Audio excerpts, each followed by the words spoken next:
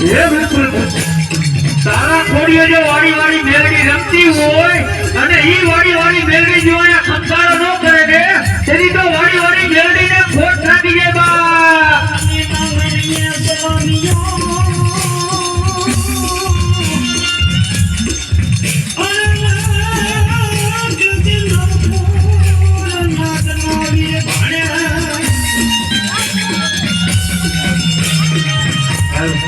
એ સંજય ભુવા તારા ખોડીએ જો વાડી વાડી મેલડી રમતી હોય અને ઈ વાડી વાડી મેલડી જો